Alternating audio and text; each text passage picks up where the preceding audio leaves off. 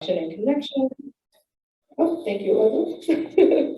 Is really about self-reflection and connection.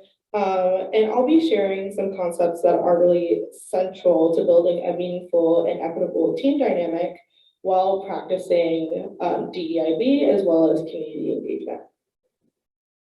And so we'll begin with diversity, equity, inclusion, and belonging, and explain that connection between those principles and the work that we're doing.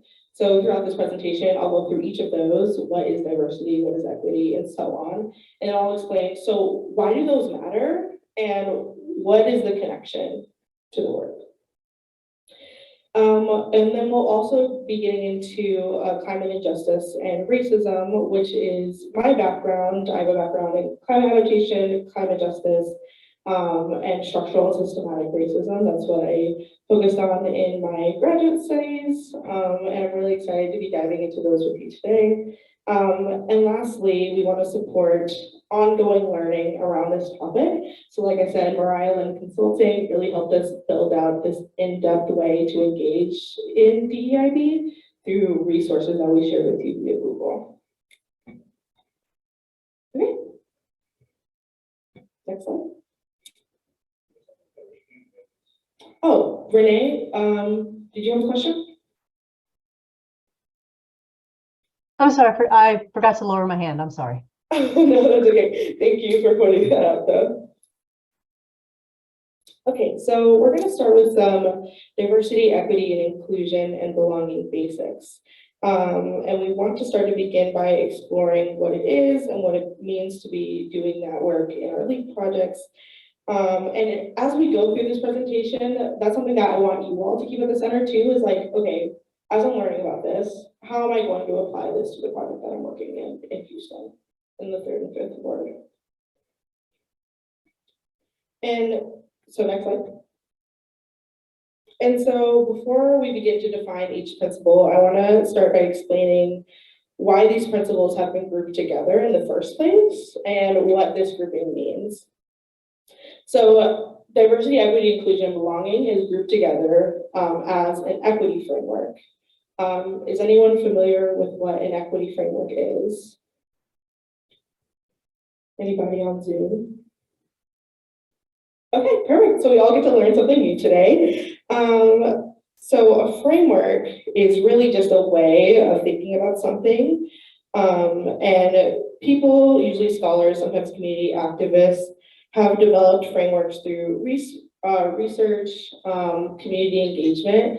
And the purpose of a framework really is for it to be, one, replicable by the people who are using it, and then 2, transferable across different sectors. And so that's why we interrogate the knowledge and the understanding of DEIB in this way, so that you can bring it to different aspects of your lives and your work. And so an equity framework, so that's a framework, and then an equity framework is really a set of ideas about how to solve an equity issue. So you have a framework as a set of ideas, but an equity framework is specifically geared toward issues of equity and justice. And so that part is really important. If you look at the graphic on the screen, you'll see that the principles within this framework is intersecting. So as you can see, it's kind of like a Venn diagram up here. And that's because these topics are truly intersectional. You can't really separate them or achieve any of them without looking at the others. Next slide. Okay, so now we're going to get into diving into each of the terms included in DEIB. But before I do that, I do want to pause again for questions. Does anybody have any questions about a framework, an equity framework, why we're doing this? I just want to make sure we're all on the same page. Yeah, good, okay. So in terms of principles, first up is diversity, and this is probably the most common one that people have heard of. Diversity is the acknowledgement and acceptance of all dimensions of human difference, and if we are operating it through a diversity lens, then we have to first acknowledge that human differences exist. And we call that recognition justice. So first, as a principal, we have to acknowledge that we are different, but those differences are what make us special. And those differences are what help us come together around an issue and maximize our solutions to that issue. So in addition, in connection to the work, diversity can fuel a lot of innovation, especially in climate and adaptation work. And we should embrace the diversity of the lived experiences of everyone in the room. And that's going to connect to equity, which is our next principle. Next slide. So not only should we embrace the differences of everyone in the room, but we should make sure that the folks at the table in that room all have an equitable positionality at the table. And that means really addressing the structured inequality and the historic oppression that has led to certain individuals and communities not being at the table in the first place for a long time. And so in terms of equity, that is giving individuals and communities on the front lines of any issue, but in this particular issue, climate change, an explicit voice or input into a process of reappointing or redistributing resources so that folks can access opportunities. So we can't stop at just making sure we have a diversity of voices in the room. We have to go the extra step of making sure that those folks are heard and prioritized and are at the center. And so here we have a graphic. I'm sure many of you have seen this graphic before, but it sort of explains the difference between equality, equity, and justice. And so equality, you can see everyone has access to the same amount of resources, but that doesn't necessarily mean that everyone has access to the same amount of opportunity. As you can see, one person can't see what's going on behind the fence. And then you have equity, which is folks getting access to the resources that they need in order to be successful in what they do. And then we have justice, where the fence is a little bit more see-through, and that's really addressing the root cause of what's going on, which is that there's a fence that's obstructing everybody's view. Yeah, and there's another version of it that I like to sometimes include. It really depends. But the fourth step really is liberation, which is removing the fence entirely. Okay, next slide. Okay, so next we have inclusion, which is creating an environment where everyone is welcome in the room. So we've addressed having people in the room, treating those people equitably, and now it's really treating those people kindly and being a welcoming force for the folks in your team. And the connection to the work is because we're all coming to this work from different communities with a wide variety of experiences and knowledge, we all have to practice inclusion. And so embedded in this, what does this look like in practice? Well, first of all, listening to the different voices in the room, making sure that they feel heard. Practice sharing your own experiences and knowledge, and practice including yourself as well in the conversation. Another community agreement that I like to share, calling back to that exercise that we did at the beginning, is take space, make space. And that really leans on the equity framework of making sure that folks who might have marginalized voices in the room can take the space to be able to share their personal experience. And if you feel like you benefit from the privilege of often having your voice heard, making space for those voices. Okay, and finally we have belonging, which is the sense of feeling that you can be yourself in a space. So inclusion is, I would say, is more external and making sure that you're paying attention to other voices in the room. And then belonging is really that emotion, that sense of, I do belong here. I don't have any sort of imposter syndrome that's preventing myself from fully participating. And this is integral to the work because climate change adaptation should be a space where everyone from every identity, from every experience should feel like they have a place to belong. Makes sense? Okay, so now we're going to go into another activity. Yay! And so I'm going to actually, thanks, Eliza. Okay, so I know we just took a bunch of time to explain to you all of the definitions of diversity, equity, inclusion, and belonging.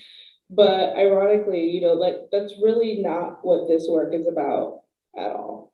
A lot of people use a lot of different words and a lot of different vernacular to explain the same thing. I think the reason why we went through that and did all those definitions was to give all of us the tools to try to start to speak the same language around these issues, but also, like Ed said, it's important to meet people where they're at. And really, the important messaging that I want to make sure that we all take away from this is it's not necessarily important for us to know, you know, the definitions offhand. What's diversity? It means da, da, da, da, da. It's really more about how do we apply it to the work. And so we're going to get more into that later when we talk about equitable community engagement. But we really just appreciate you all being engaged into that activity in this presentation. And so now we're going to transition into talking about how does this look like in terms of climate change and climate adaptation, especially through the lens of climate injustice and structured racism. Next slide.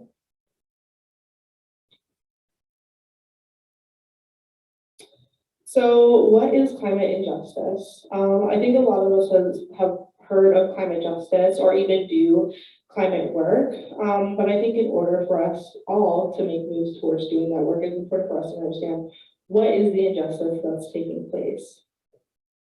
And so we can sort of define climate injustice as relating to how the impacts of climate change are and will continue to be felt first and worse by more quote unquote vulnerable groups than others. And we'll kind of have a more integral conversation about the word vulnerable and why that's so nuanced and how it is important that, you know, that word might not work in every conversation, might not be appropriate in every conversation. But for the purpose of this slide, we're going to define climate injustice in this way. And also acknowledge that these communities are harmed the most by climate change while also contributing the least to the problem. And these are predominantly Black, Brown, Indigenous, and low-income communities, among other marginalized groups. Next slide.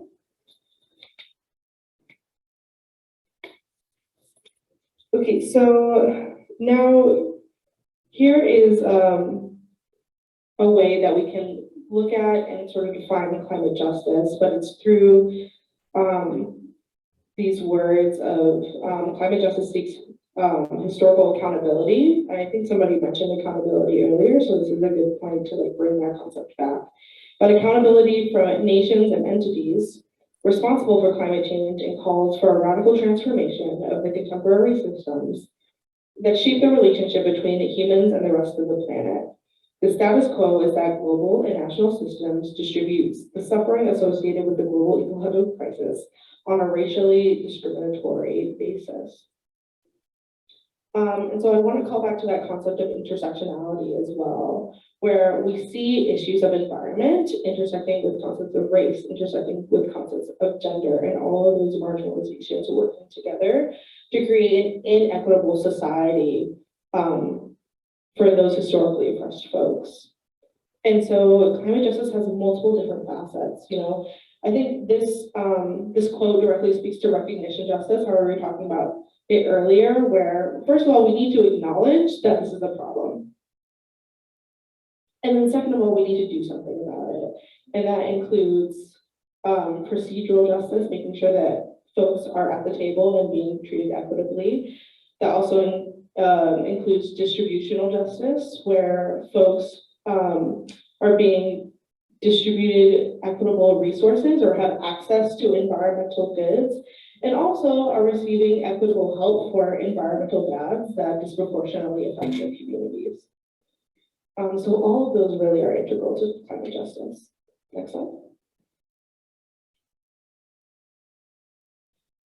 And so here are a couple other terms that, or concepts that are really important to understand with this concept. The first is climate vulnerability, and like we talked about, that is a very nuanced word. But climate vulnerability describes, and you can see this in your glossary as well, but the degree to which a natural built or human systems are at risk of exposure to climate change impacts. And we have this equation up here because we want to honor the fact that there's been a lot of science and attention directed at this issue. And so we have up here, vulnerability in the scientific sense, quote unquote, is exposure plus sensitivity plus adaptive capacity. But we also really want to acknowledge that, everyone views that word differently. What is vulnerable? What makes someone vulnerable? And we want to challenge the word vulnerable because I think it's equally as important, if not equitably as important, to look at the communities that we named earlier, Black, Brown, Indigenous, historically marginalized community, in a strengths-based and asset-based way. And our framing around that is incredibly important. And so if we're saying, these communities are vulnerable and connecting that essentially to weakness, I think that takes some backpedaling. We have to think about, why are we saying these things? Why are we framing this in this way? And could we be thinking about this differently in a way that empowers communities for the sake of inclusion and belonging? And so the other term that we can run into problems with also is resilience in the same way. So we define resilience as the capacity of an individual, group, or system to prevent, withstand, respond to, and recover from a climate-related disruption. And you can also see that in your ASAB Living Guide. But a lot of communities are, frankly, tired of being told they have to be resilient. Can I snaps for that? Like, a lot of individuals at the margins of society are tired of being told they have to be resilient. And so we also have to think about our framing in that sense as well. So, can you just speak a little bit more about that? Yeah, absolutely. So, like I said, there can be this binary, I think, between the ways that we define things academically. I come from an academic background. I've lived on the academic island, I like to call it, for 6+ years, doing research, making the time to look at words and definitions. And there can be a distinct binary between that and working with communities directly. And so when we don't take the time to truly understand how communities prefer to be referred to, prefer to be in conversation with, we can run into this problem where we're using words that aren't inclusive and that are insensitive to the actual experiences that marginalized communities and marginalized individuals are experiencing. And so in challenging these words, in challenging vulnerability, in challenging resilience, we're challenging the structures that enable those communities to continuously be disregarded in these conversations. And we're saying, oh, I hear you. I hear that instead of being called vulnerable, you would rather be called strong, and you would rather have your historic oppression acknowledged in these conversations. And then instead of being called on to be resilient, you're saying the exact same thing. Oh, acknowledge the system that made me have to be resilient, please. Like, we're begging at this point, right? And so I think, these conversations are iterative and they're ongoing, but just as we were talking about DEIB, it's important that those lived experiences of the folks who are saying those things are at the center. Yeah.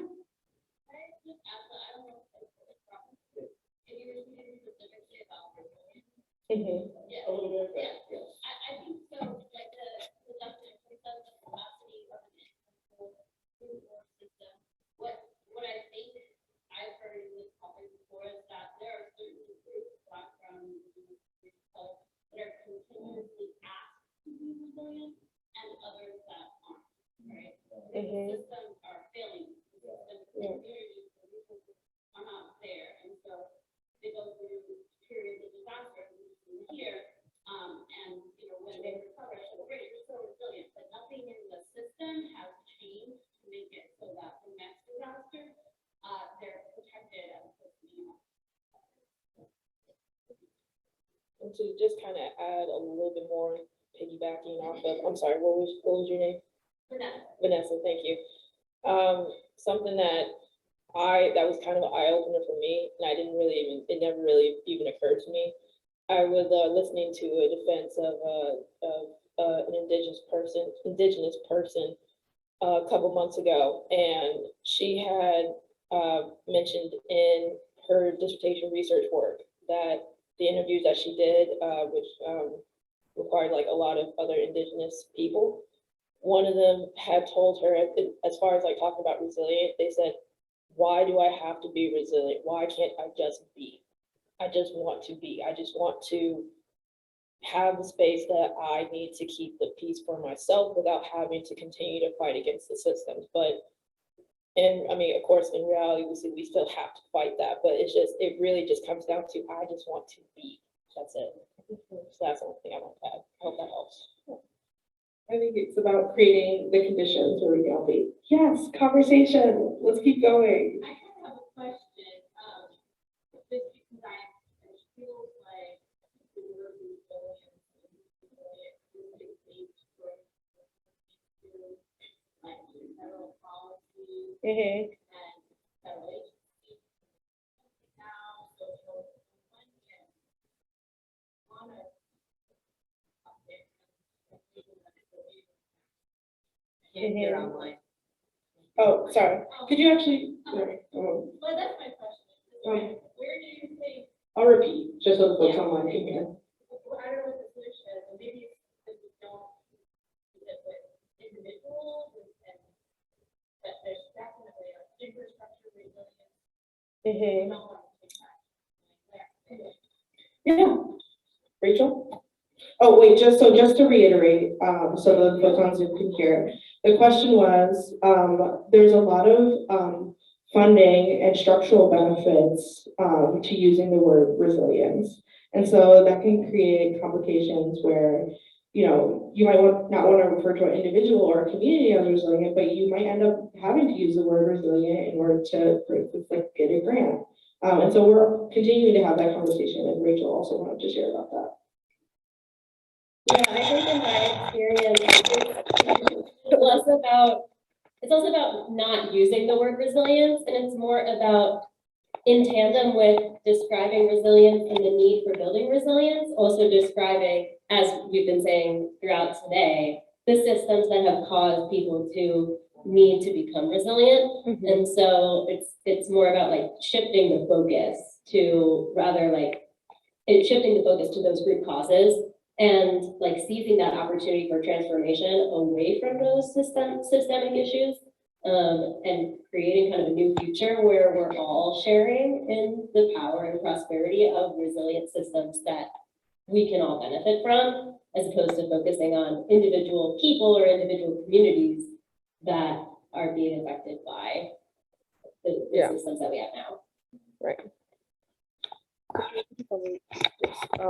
But just as, and so just as, you know, we were looking at that graphic of the fence, right? Liberation is removing the fence entirely, just as when we start to talk about the root causes of why folks have to be resilient, we begin to chip away at that fence. Okay, perfect. Next slide.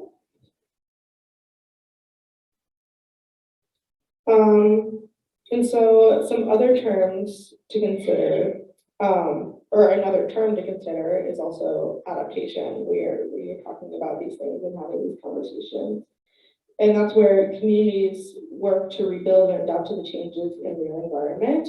But it veers a little bit away from using those terms that where on a level where you're talking to the average person might seem offensive. And so I think the theme of this conversation really is to be mindful of our language. And that community perspective matters. So when folks are saying, hey, that language, doesn't seem appropriate, it doesn't address the root causes, listening to that. And then also context matters, like you were saying. And then at the end of the day, the language that we use should reflect the respect that we have for one another. Next slide.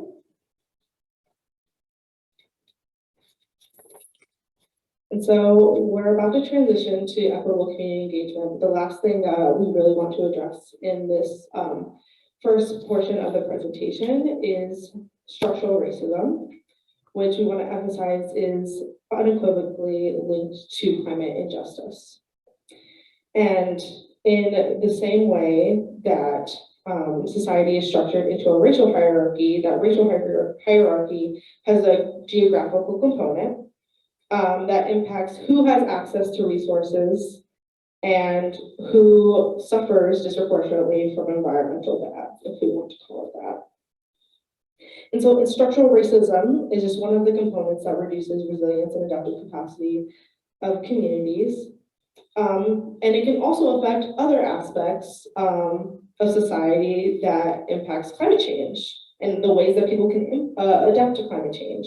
So that can include access to healthcare, access to education, jobs, services, and opportunities, housing insecurity, heard over there when we were talking about gentrification, living in poor conditions, and then the physical states of your environment, your age, chronic health, things like that. So like racism, structural racism is tied to all of those things, where folks who are at the margins of society are experiencing them first and worst.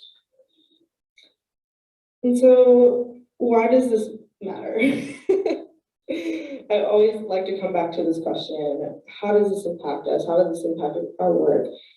How can we leave this room not just having done this presentation and sat through this workshop, but how can we take these principles with us as we leave out the door?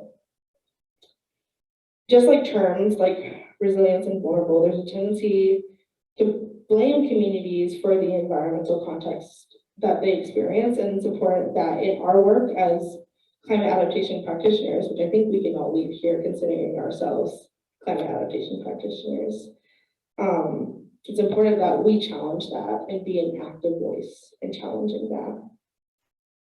And that's the first part of this presentation. And I'll pass it off to Rachel now to talk about equitable community engagement, which is really going to be how we look at DEIB in practice.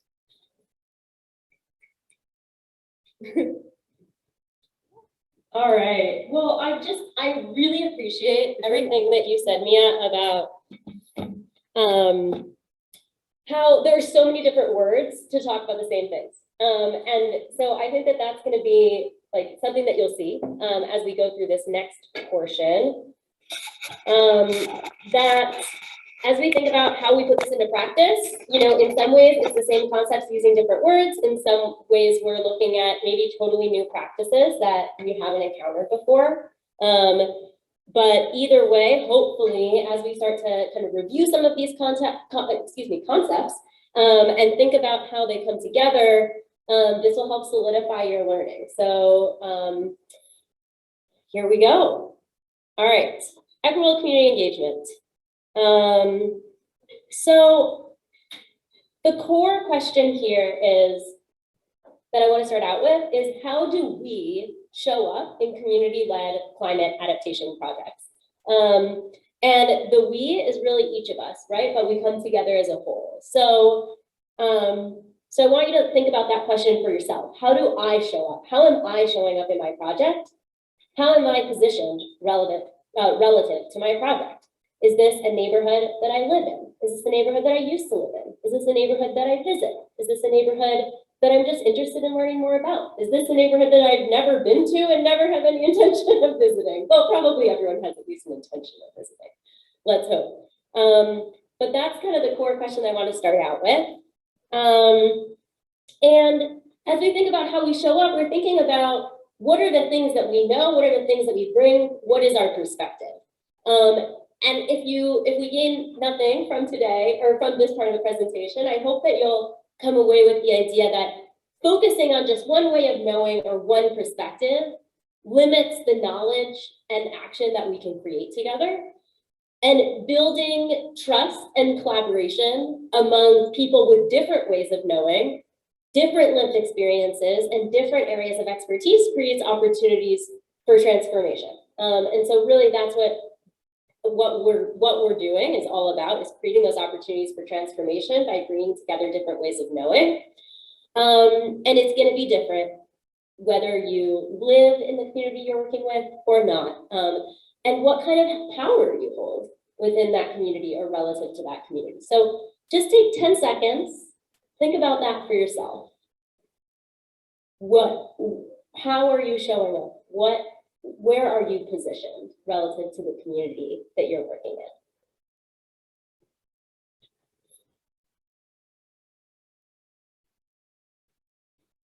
All right, so with that big framing in mind, we're talking about equitable community engagement. Who should be engaged? Who should be included? We just talked about inclusion. And the shorter answer is anyone who cares about the neighborhood and its ability to thrive. And at the center of that are the people who are most affected by what happens in the neighborhood, and that's people who live there. And we're so lucky that we have so many folks who are living in the 5th Ward and in the 3rd Ward who are leading these projects with us and for us, and are here to represent their experience of being residents in the neighborhood. But that's not all, right? There are people who have the power to make things happen. Now, that might be someone who lives in the neighborhood, but that might be a political figure or a local government staff person who doesn't live in the neighborhood, right? But when we think about engagement, we're still thinking about engaging them because they have power over what can be accomplished in the project. People whose livelihoods depend on the neighborhood, whether they're workers who work there, business owners, someone who's living off the land in some way, people with skills to implement community improvement projects. So a lot of folks are in the room today and on Zoom today who are coming and they're bringing ideas and knowledge and skills. They might not live in the neighborhood, but you're included based on this position that you hold in our web. And people with knowledge of the community, and that could be people who live there or not live there, right? People who lived there in the past, people who've studied the community. So all of these folks are folks that when we think about community engagement, that's what we're talking about. Okay, so let me pause here.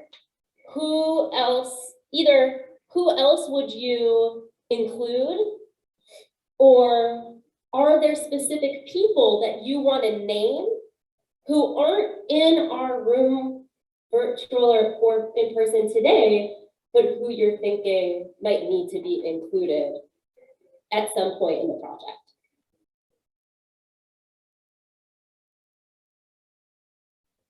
Any thoughts on either types of people or actual specific people?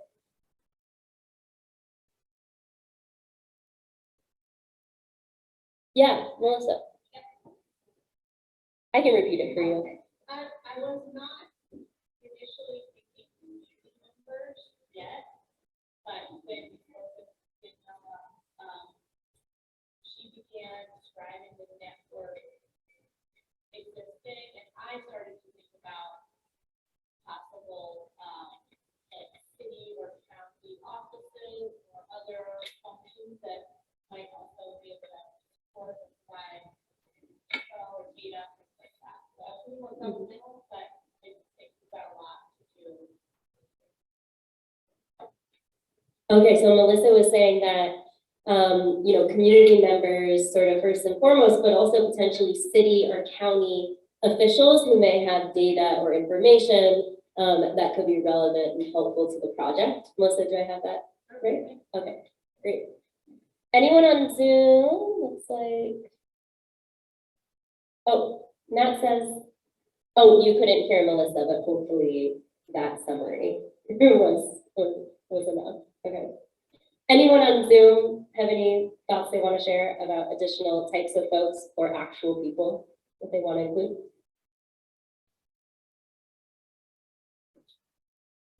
Practitioners seem kind of pretty all-inclusive. Mm-hmm. Do you want to say one more sentence about that, Daniela? Yeah, I was just thinking, for example, in our community, we've got a new partner in the space, which is the new LBJ hospital that's going to be coming. But they're practitioners. They offer such great value on community-based programs, and they're such a large organization that they could afford some resources, subject matter expertise, and knowledge. I kind of lumped them under practitioners. And then drilling down a little farther in the potential launch of the project, it's in governments, it's also making friends and allies with the various city departments, you know. So looking at a very granular level, parks and rec, solid waste, you know, those types of things as well, so that we have partnerships, even with our councilwomen and men, and both for our district and those at large. So pretty granular, but it, like you said, those topics, those folks are kind of covered under the general topics that are here as practitioners in government. Over. Great. Yeah, thanks, Danielle. This is Renee. I can add that maybe people with disabilities that normally may not have access to the being engaged in the conversations or the things that are going on. Yeah, thanks, Renee. Yeah, hi, it's Louis here. I'd add, you know, artists and storytellers and people who can reflect back to the community, you know, something about the meaning of the community, or a vision of the community. Maybe somebody who reflects back some of the history of the community, because I think communities can have, you know, kind of fractured views of what the community is, but artists help to kind of provide you know, a mirror. And I think they're important people to include. And artists can, you know, has a very broad meaning. Yeah, thanks for that, Louis. And Dory. I'm going to add, Louis, I love that. And artists can make the vision beautiful and attainable for all. Like just that words can sometimes not reach everybody, but art can. So I love that. Nice. Oh, Vanessa, right? I'll repeat what Vanessa says, don't worry. Since we're on the theme of like community, really tailored and I'll add language justice. So making sure that you have interpretation. It's not just like interpreting word for word, but that there's an actual like understanding of the cultural context and translating it relevant. Awesome. Yeah, so Vanessa was bringing in a specific practice and principle of language justice, and making sure not just that the words are translated, but also that the context behind those words are translated as well in a culturally sensitive manner. Yeah, now. Yeah, this this may be the wrong time, but it seemed to me in focusing on this, and maybe this is too much of a downer, but everybody's focusing on these positive things about the ability for a community to thrive.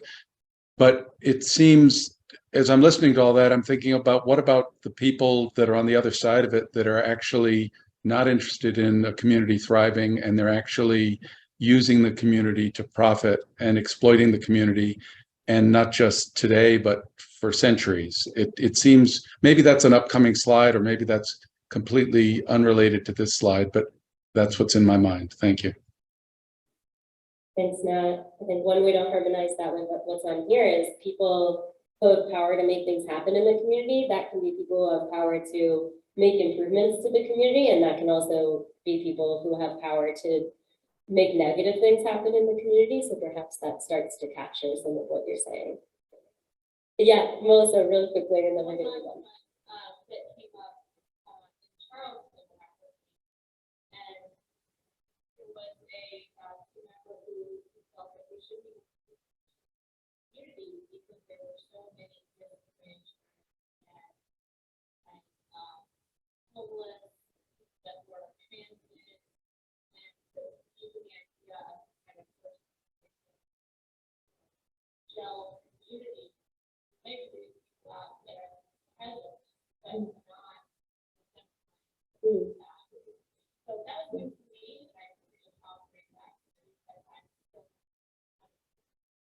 Yeah, Melissa was sharing something that she recently heard about just using the word community and how that may or may not resonate with people who are sort of living on the margins, who are unhoused, who may or may not identify as being part of the community. So what does it mean then when we use the term community to describe, perhaps a geographic place?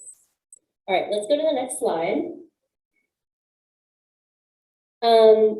Okay, so in order to bring this very diverse group of people together, you're going to need to connect, engage people who have very different backgrounds and experiences. Oh, thank you.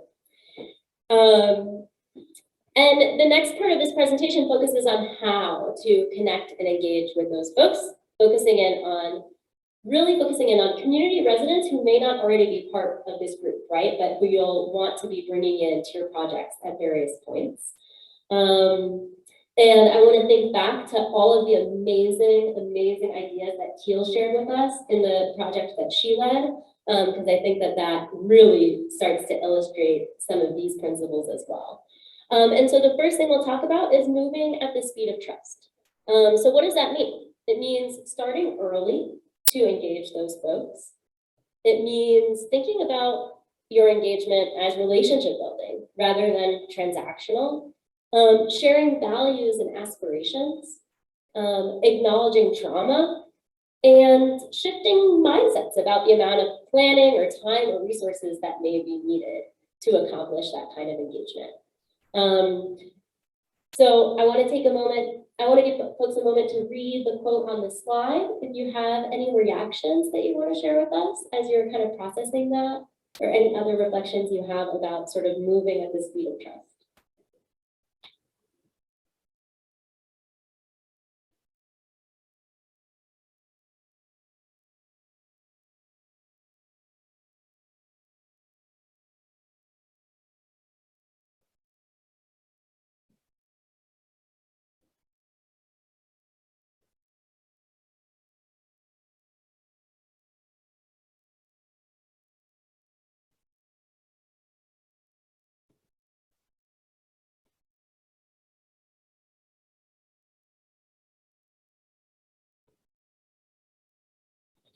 All right, any reflections? Oh, from Bala. He says, I love this quote. I agree with trust is an ongoing process at all times. All right, next slide. Okay, so next, let's talk about addressing power. So addressing power means first and foremost that we're recognizing power structures. And in order to recognize power structures, we have to acknowledge historic and current marginalization. We talked about that a little bit in the DEIB presentation, and the root causes of that marginalization. We really got into that in our last conversation. But we also need to identify the power and privilege we hold as individuals. And so that was the moment that we took at the beginning to talk about where are we positioned relative to our project. So think about what we discussed around climate injustice and racism, and consider, we're all really new to each of our projects, to each of our project teams, to the dynamics on the team. But as you're starting to get familiar with that, think about what kind of decision-making structures may begin to form on your team and how that intersects with the power that each person holds. So the wheel that's here is just a little visual cue to help us think about power and privilege that we or others may or may not hold. So I want to give folks just a minute to take a look at that, to think about their own personal identities and how those identities might show up in your project. And if anyone feels comfortable sharing, I'd love to hear just an example of a power or privilege that you hold and how it shows up in your work. And it doesn't have to be something on this wheel, and it doesn't have to necessarily be directly related to your community team project. It could be in another aspect of your life, but just to give us a minute to reflect on this.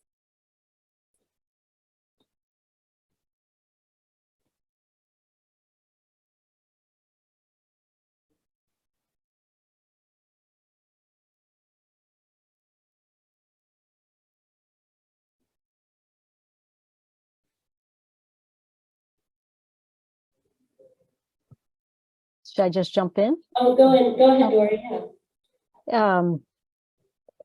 Yeah, I see it in me all the time. I know I come from a privileged place, and having whatever the skin color and the education and the relative wealth, that when I come in, I heard someone earlier say with some liberal idea, and I worry that that's just me, well-intentioned, well-meaning, but really important to recognize that I'm coming from a place, a different power structure, and I have to be very careful about that. Yeah, thanks so much for sharing and naming your personal identities in terms of your skin color and your educational background. Thanks for sharing that, Dory. Did you want to go, Mia? This is less so me offering what privilege is integral to my experience, and more so just offering context around the idea of privilege, that like just jumping like based on this wheel and the context of it. Privilege is not just you receiving benefits because you're in the inner part of this wheel. It's also being able to avoid the consequences of being on the margins of the wheel as well. And so just like not being challenged or discriminated in those ways that someone on the margins of the wheel would be is also inherently a privilege. So your lack of discrimination or marginalization is also a privilege. I just want to offer that.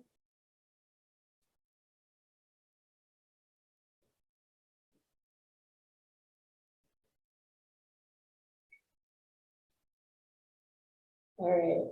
This is Daniela. Oh, yeah, go for it. Hey, no worries. Yeah, and I didn't realize for a while that I had privilege as well too. You grow up in military spaces, you always have a job, you always have a place to stay, you always have commissary. Those are things that are just provided to us, as children or spouses of servicemen and women. And then we take that for granted. And then that also affords us opportunity for education as well too. So I didn't recognize that until I kind of got out of the military space with my father and then got back into the civilian space, that folks aren't afforded those things all the time. But it does come at great sacrifice. So being in Fifth Ward, having those privileges afforded to me, as well as upper education, and seeing that in Fifth Ward we're still struggling with just adult literacy, always having a computer in my home and still seeing adults in 2023 without a computer in their home, that is also a privilege. And we don't see those things as human beings because we're kind of myopic in our own lives of like what's around me and what's in my space. And then coming into a neighborhood like this where you see so much marginalization and the root causes to the marginalization still in effect. As servicemen and women, sometimes our family members of them, we get pockets of privilege that we don't really recognize until we get back into civilian space. Over. Thanks, Daniela. Yeah. With climate change, I think it's also important to recognize the privilege of where you live and a lot of the benefits that accrue. I think where you fall on these wheels determine a lot of times where you can live. But so it's related, but it's also a separate category. I can choose to not have a personal vehicle in part because I'm affluent enough to live close to where I work, places I enjoy, versus someone that has to live out in the suburbs doesn't have that same privilege. So the spaces that you occupy. Should have made you go to the microphone because that's going to be hard to summarize. But and can you remind me your name? Robert. Robert. Okay. Yeah, Robert was saying that in relationship to climate change as well as other things, like where you're able to live kind of intersects with a lot of these issues, where you're able to live intersects with the climate impacts that you might experience, as well as other amenities that you might be able to take advantage of in life, such as transportation options and other things. All right, let's move to the next slide.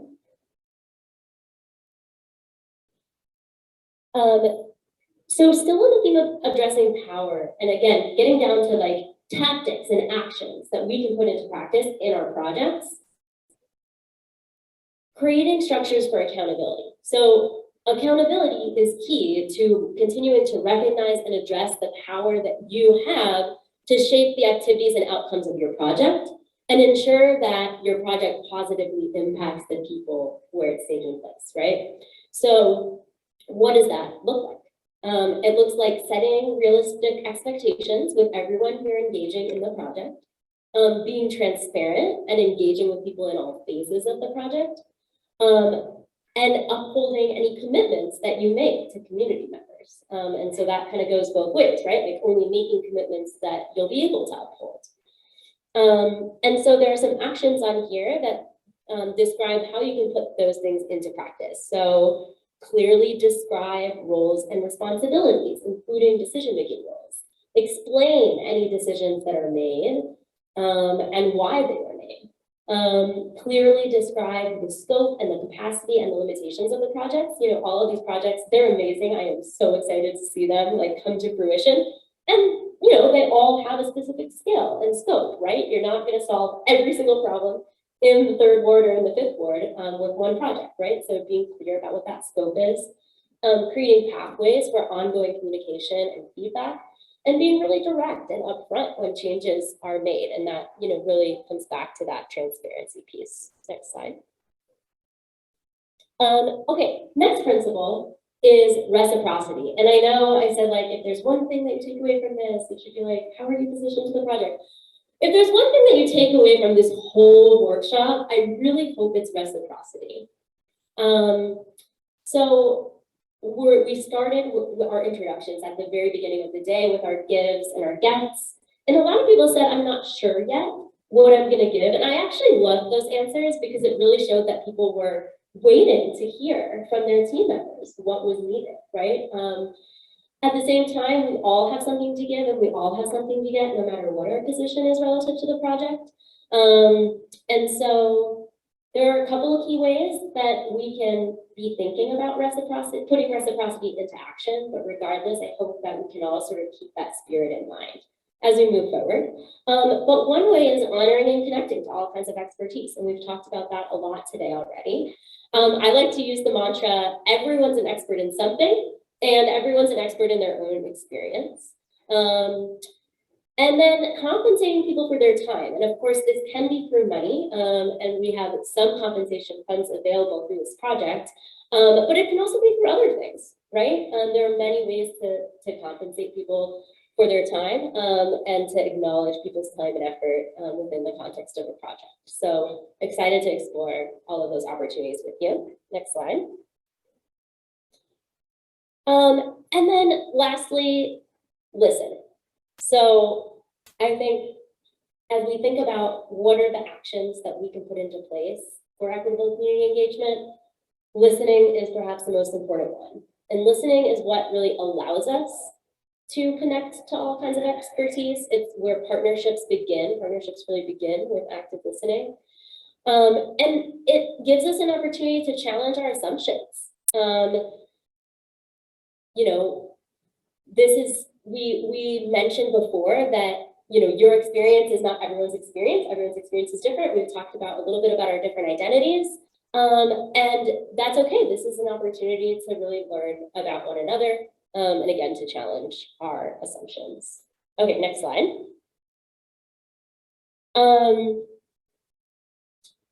So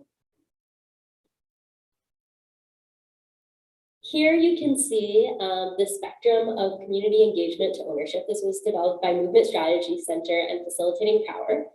We're not going to go into depth on this here. That would be like its own entire training. And don't worry, we will send this out as a resource where you can also take a picture of it.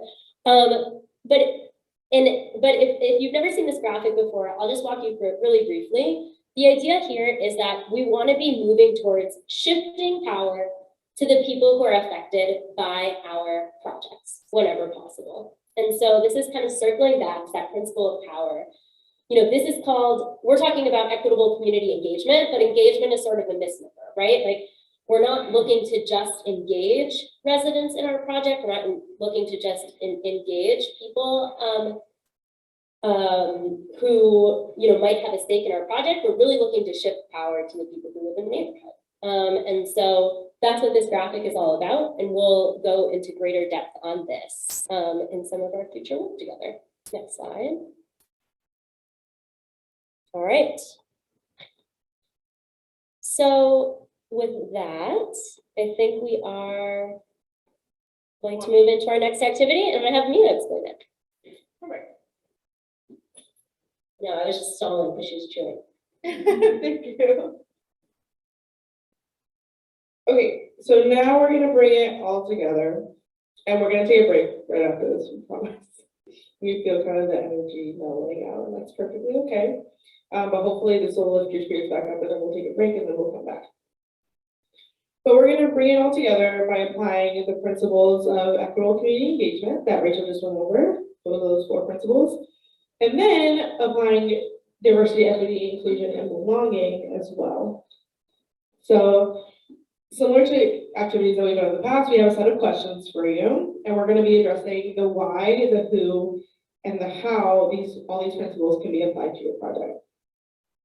So consider the why. Why is it important for community leaders members to work collaboratively with adaptation professionals to address climate change, and what is the reason for your project? The who, whose input is being considered in your project, and how are they being incorporated? And then how can you incorporate and practice the 4 principles into your project? Move up to your trust, adjusting power, embracing reciprocity, and listening. So you can do that on that same page 18 in your workbook, and write that down individually. And then we're going to do that for actually, no, I lied. We're going to do that in those same principal groups that we were in before.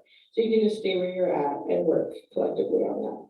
So just a reminder, team 1 over here was doing diversity, team 2 was doing equity, team 3 was doing inclusion, and then Zoom was doing belonging.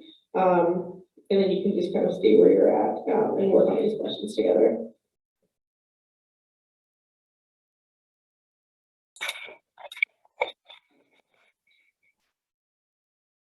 All right. So, hello everyone. Welcome back outside the breakout rooms. What we are now transitioning to today is climate data information and planning. And I think you guys will hopefully enjoy this presentation.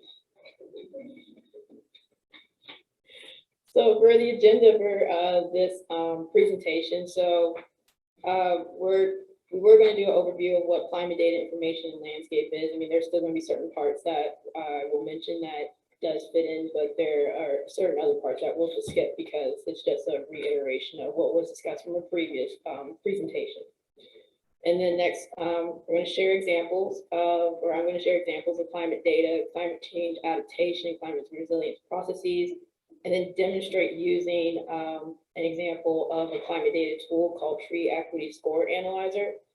And then we're going to do a practice exercise, or more so, excuse me, due to time, we are going to skip the practice exercise and go straight to team exercise where you, your groups, your match groups are going to discuss identifying what climate data and information you want to use for your project. And then also share the resource library. But the resource library will be actually, I believe, emailed to you via Liza, and I believe it's also in the book list too. If not, it will be shared with you later on. So the learning objectives today, I mean, there's going to be several learning objectives, but overall the main focus is, finding the best available historic and future climate information, identifying examples of climate change adaptation data and mapping processes, and figuring out ways to integrate existing climate change data, information, products, and services. And again, we were going to practice mapping, but that is going to be skipped for today's session. So, overview and definition. Oh, sorry.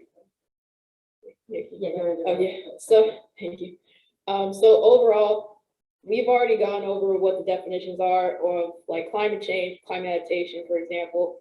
But I wanted to show this slide to you guys because all this is connected to what this presentation is about, which is data, vulnerability, data and mapping, and then also adaptation data tools. So what is climate data? Official definition of that is it is records of observed climate conditions taken at specific sites and times with particular instruments under a set of standard procedures. So basically it contains climate information as well as other non-climate related factors such as the environment of the observation station and information about the instruments and observation procedures. So overall it contains and I apologize for repeating myself, but it contains climate information at the observation site. So with the amount of climate data that can be collected and that is collected in existing tools and websites, that results into you and other professionals and practitioners who have actually collected climate vulnerability data and mapping, which reveals areas that are likely to be at greater risk. And some of those factors that can help people understand why it is at a greater risk is not just climate, but also biophysical components such as forest and population distribution, along with socioeconomic data such as poverty level, education status, household income, etc. So by having all this data put together and mapped out, that helps actually identify what are called hotspots. You guys have already identified what those hotspots are, which is your community projects. But the point of this slide is to also help you guys understand that, you know, even with your entire community being that hotspot, there could be some other things within that hotspot that you can reveal. Like say if you decide to go for writing up a grant. This can help back up your claims of why your communities are hotspots. So climate projections, this is in relation to climate data once again, simply because with the data, you can also see what those projections look like, if that is your goal. So definition of climate project projections is it a description of the response of the climate system to a scenario of greenhouse gas and aerosol emissions as simulated by climate model. So model outputs commonly have to be manipulated and combined with observed climate data to be usable as inputs and impact models.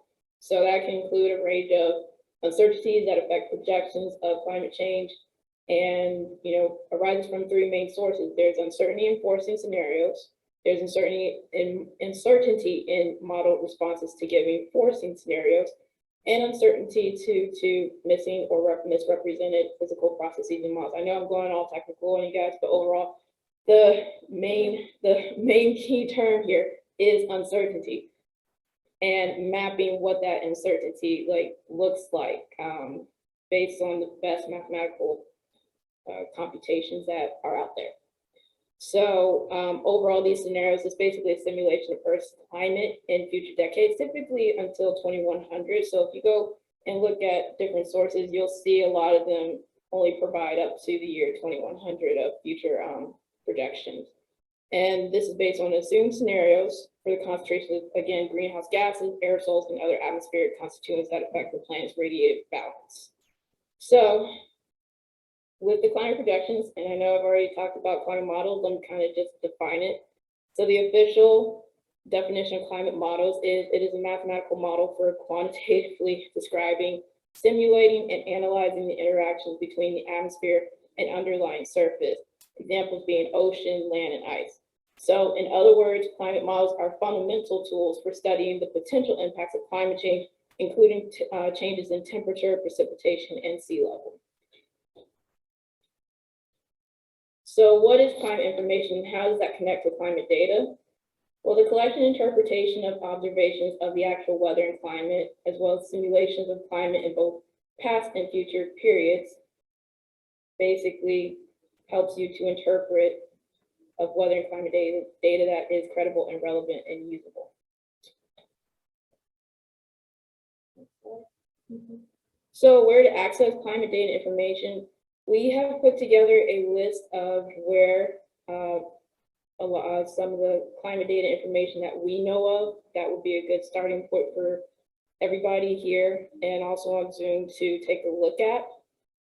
And there are also links provided to, again, these slides will be sent to you later on, I believe. And one thing I wanted to point out was the very first two bulletins where it's, you know, practitioners on the community teams and community members' lived experiences.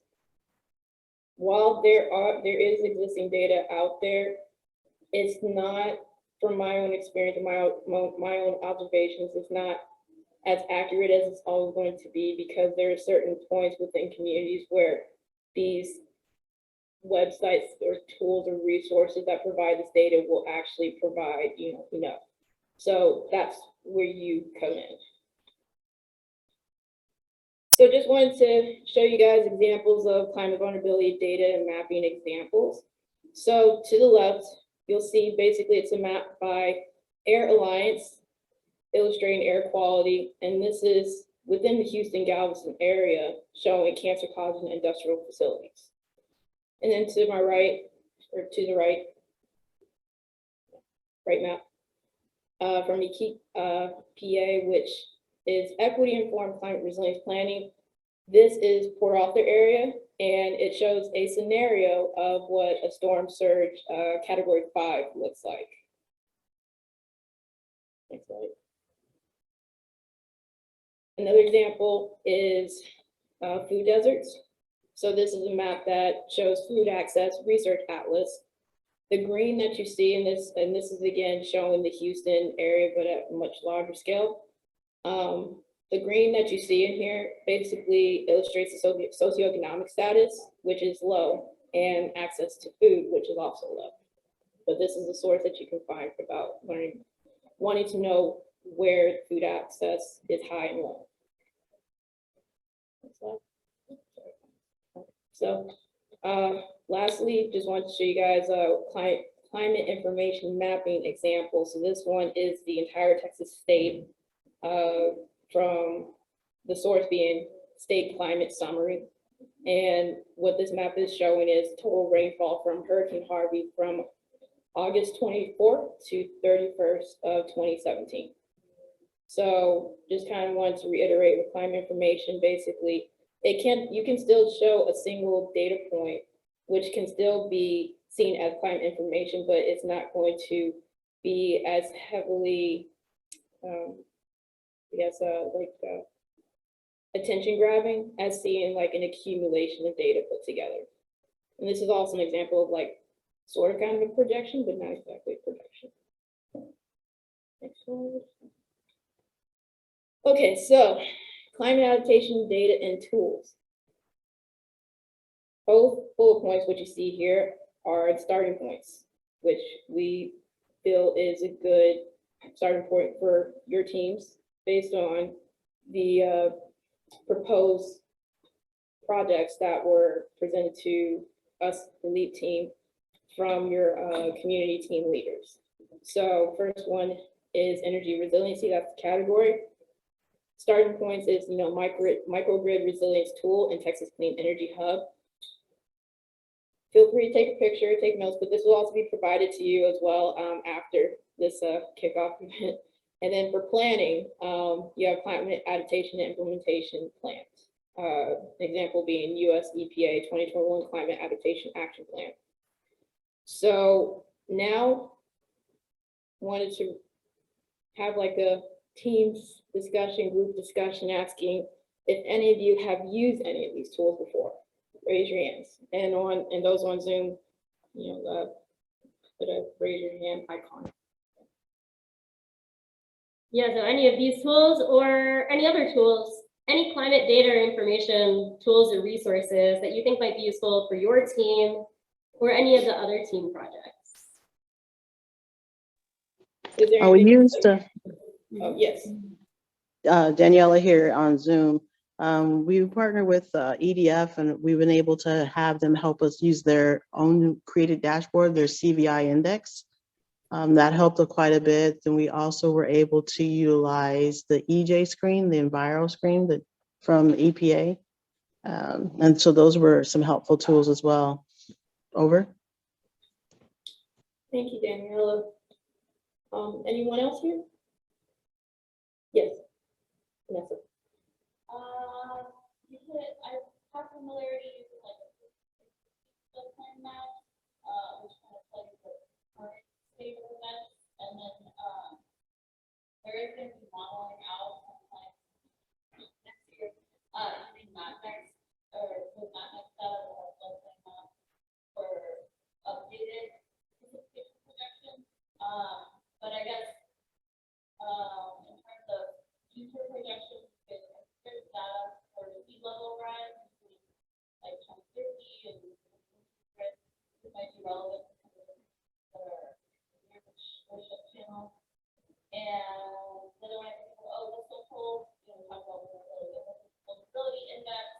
It's a little bit simpler to use than the EJ screen tool. And then the last one I'll mention is the CBEST tool, which is the federal administration is using that to do a lot of federal funds.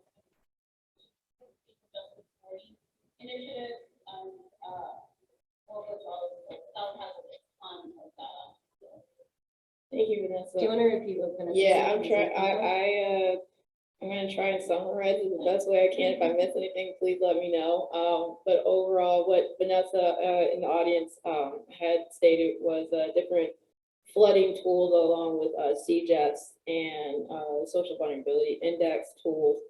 And is there anything else that I possibly missed? Oh, sea level rise projection as well.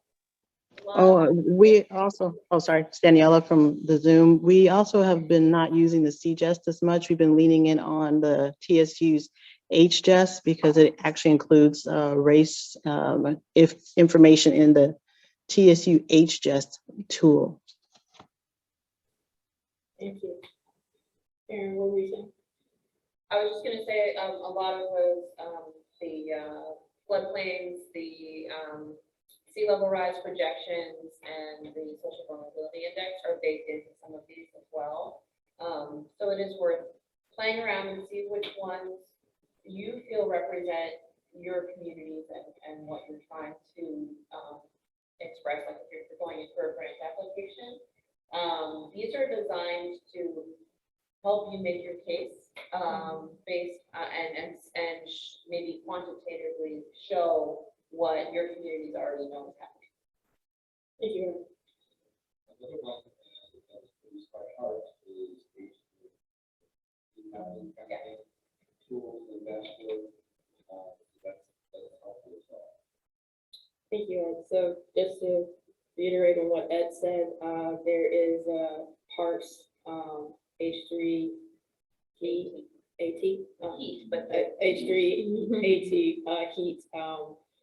tool as well. So thank you.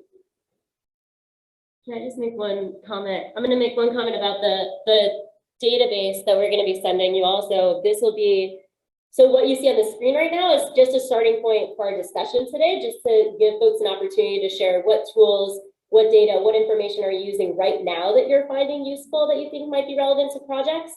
What we're going to be sharing is an editable spreadsheet, a Google sheet, where you can, we've populated it with a lot of data, tools, and information resources, but we're going to invite anyone to be adding to that as well, so that other teams can see what you're encountering and how you're using it. So we'll really, once we send that out, really encourage you to add to it whatever you're using. A lot of the tools that have been mentioned are on there, but a couple of them are not. So we'll be sure to add them before we send that around.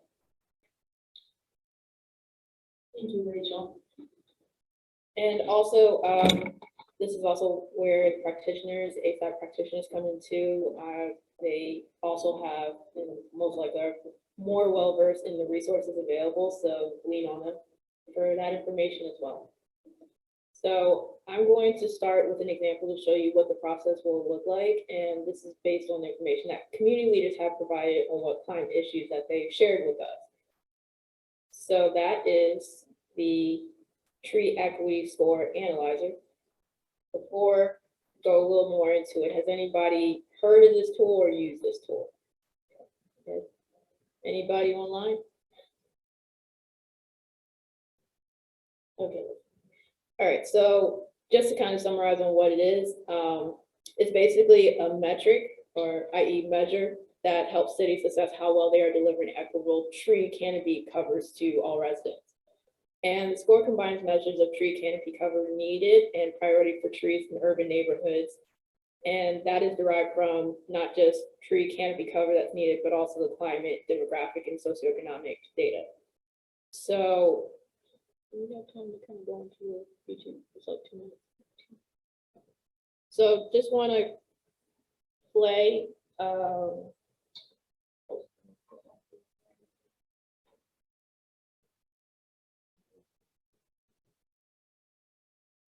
So just want to show you an introductory video of what it is for those who are not familiar with the tool.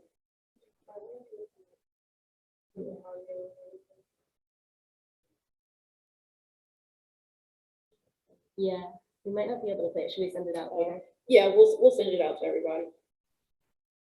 Well, this will also be in the slides that we'll share as well, so the link will be here too. Let's go to the next slide then.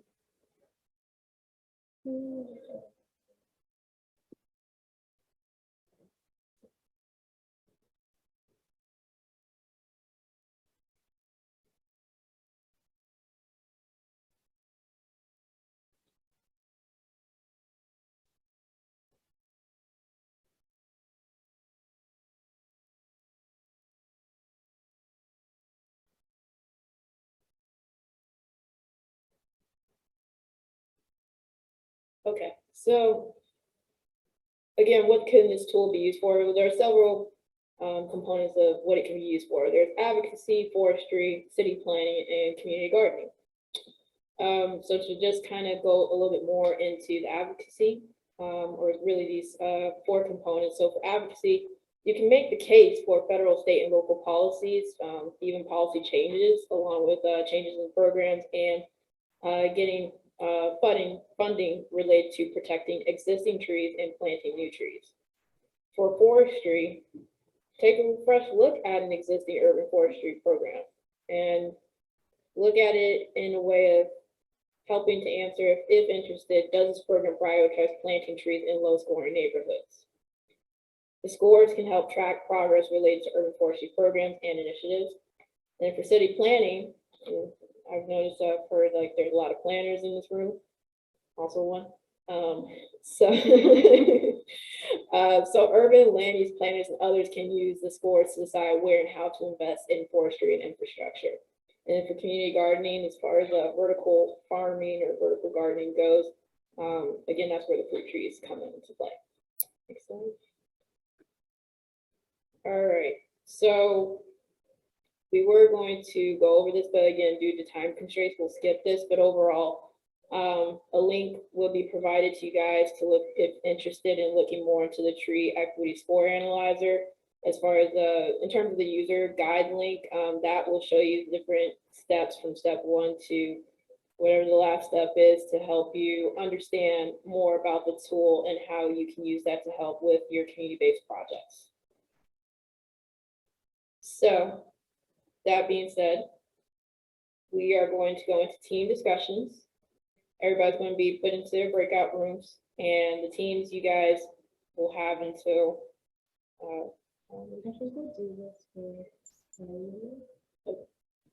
okay. So 10 minutes in breakout rooms to discuss data and or tools you think would be beneficial for you for your community-based project. So it is 3:39 right now, so you have until 10 of 3:50. Yeah, and you do have there's a page in your project plan where you can be thinking about this. So, yeah, to do on page, so if you look on page 25, there is what resources or information is needed for your project. So that's the bottom box on page 25. So encourage you to use that box to write down some of your notes, or you can write it on your team discussion note document as well. So be thinking about what climate data, information, and tools you might need, but also you can think more broadly about what connections you want to make to climate data and information providers, or other types of information providers to support the project.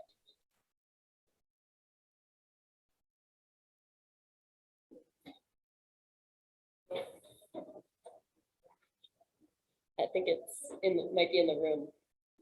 All right.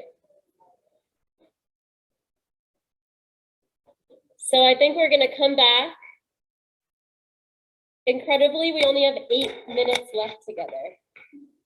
And y'all are welcome to stay for as long as you want, i.e. 4:30, when they're going to kick us out of this room entirely. But we want to stick to our promise to get you out of here at 4. And as exciting as those conversations were, we have an entire program ahead of us. And so that's what Eliza's going to share about next. And then Mia's going to close us out with a final reflection. Awesome. Thank you so much, Rachel. Can we go to the next slide?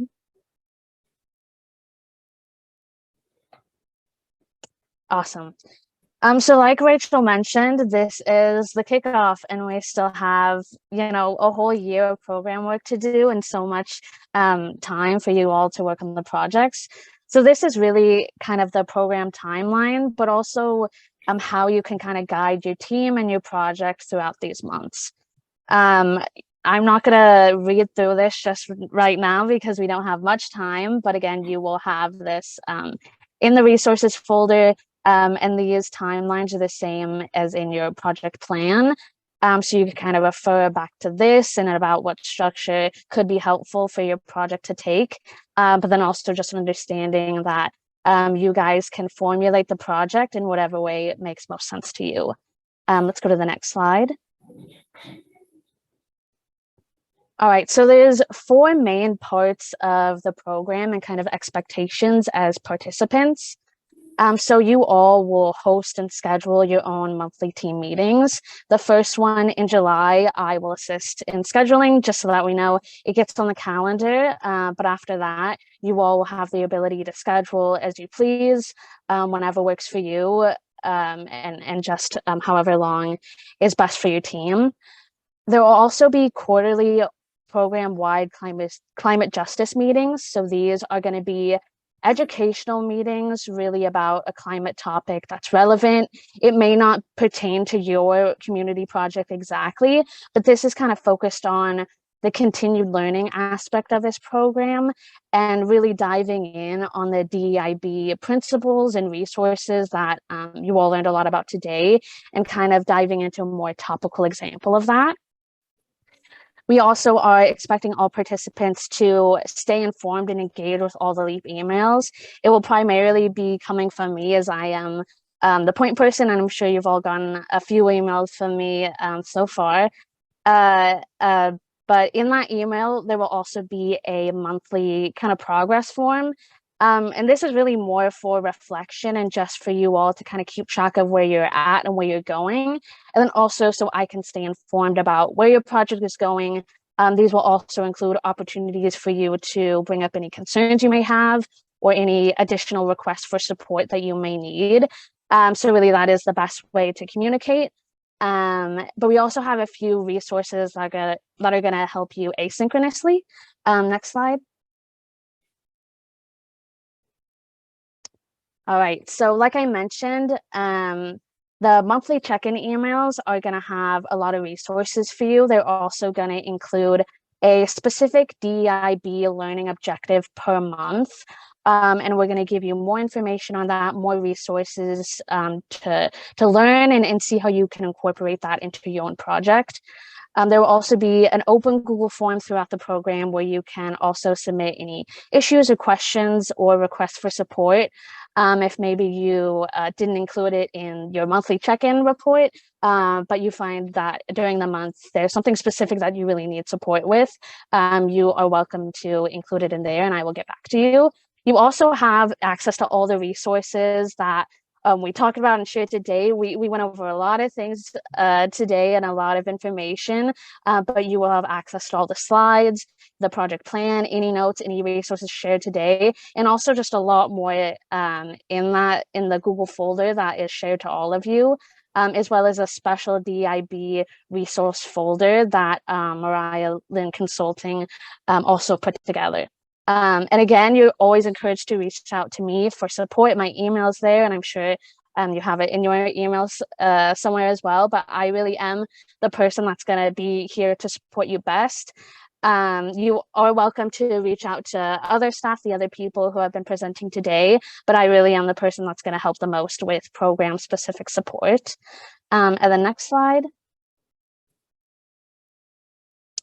And I'm just going to drop this in the chat, though we don't have time to fill it out in real time today. But that is the post-kickoff meeting survey. And that's just kind of going over what we went over today and any lingering questions you may have. And I'm going to pass it to Mia to go over some reflection. All right, y'all. Let's wrap this up with a pretty little bow. We're excited to do some reflection and get y'all out of here. Okay, next up. Also, I think that we should put that QR code back up at the end so that folks have access to it.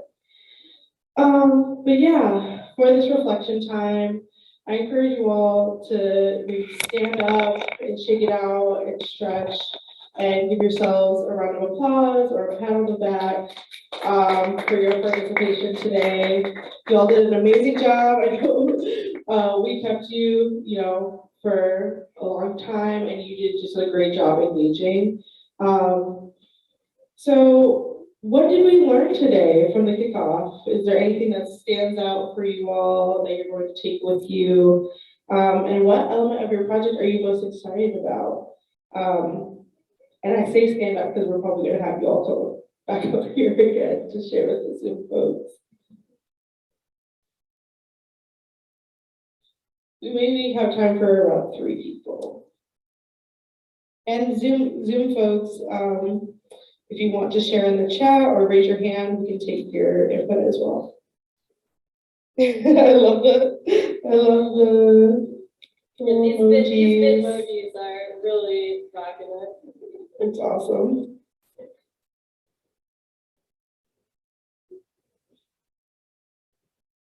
All right, what are you most excited about for your project? I'm excited that there's so many brilliant people all Right, so we have the brilliance of the people in the room. And the Zoom. And the Zoom. the virtual room and the in-person. We'll take one more. Someone in the back. Or someone on Zoom. Like there's 30 more seconds until 4. We can wait it out.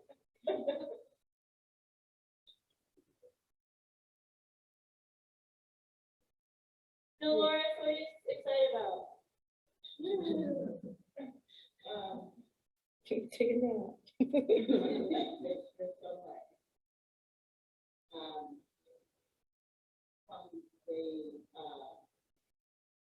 from the project that Ed is spearheading to learning all this information. I would not have known anything about it and how it's going to apply to each project that I'm going to be starting. So I think it started. And Daniela, maybe I'll final one. Yeah, just thank you guys for doing this. And I know that you might have had frustrations on the back end and put a lot of time in it and didn't know if it was going to be appreciated or valued, but I just want to let you know that it is. This was so meaningful and life-changing. I'm involved in another project with a group in Houston, and it wasn't like this. I felt all the grungy feelings we talked about today, not included, not feeling like I belong. And I had none of those grungy feelings here today. So I just want to say thank you to your entire team. Thank you to Hark for creating this, and to everyone that showed up in the room, for the team, for us, from Coco. And I know that we just kind of conscripted you in the process, but you guys have always been there for it anyway. But if you need a gift card for Subway for the suffering, feel free to come by, beat me up, and get your gift card. Thank you, guys. Thank you, Daniela. All right, and do you have any other slides? No. No, all right, with that, we are all wrapped up here. So thank you all so much for your participation. I think we're gonna put this survey slide back up, so that folks can scan that QR code. And then just, yeah, a huge thank you to all of our presenters today. Sorry, what? Oh yeah, and your QR code for the survey is also in your workbook. But thank you all for participating. We really appreciate your time. Thanks, everyone. Thank you.